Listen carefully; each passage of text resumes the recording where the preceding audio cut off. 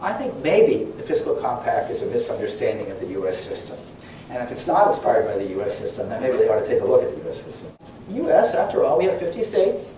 We have a common currency.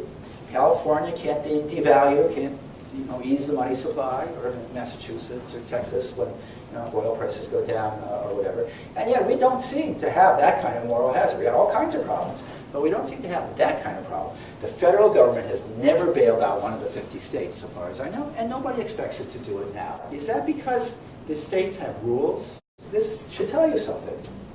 These are voluntarily adopted by the states. These are not imposed at the level of Washington. They can change them anytime they want.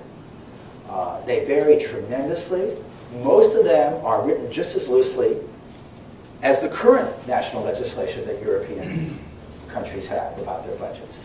They say things like, yes, you can borrow for investment, but you can't borrow for consumption. So initially that means you borrow for bridges. Then you get into trouble. Then you decide that education is an investment. Their rules are voluntary in the sense that each state adopts its own. They're highly varied, and most of them, not all, most of them are highly flexible.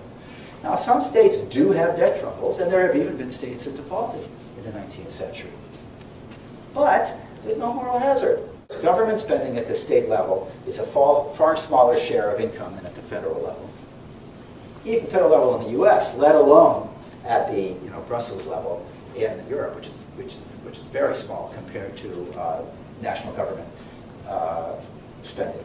So in the U.S., when a state, it's painful what states like California are going through, but as a fraction of their income, if they actually wanted to eliminate the budget deficit, it would be a relatively minor adjustment. If they wanted to, they would not have to undergo a recession to do it, because they're basically a rich country. Now, if California's spending was as high a share of their income as Italy's or Greece's or even Germany's, then these adjustments would be much more difficult. The other thing is, when one of the U.S. states begins to run its debt too high, the private market automatically imposes an interest rate penalty.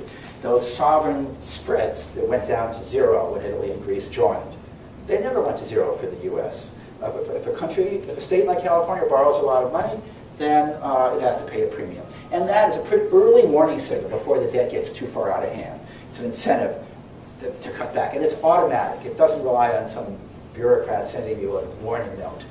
This is a mechanism that some economists thought would operate within the Eurozone ahead of time, but it never did. And that should have been obvious 10 years ago. You didn't need to wait until now to find that out. The moral hazard had not been addressed.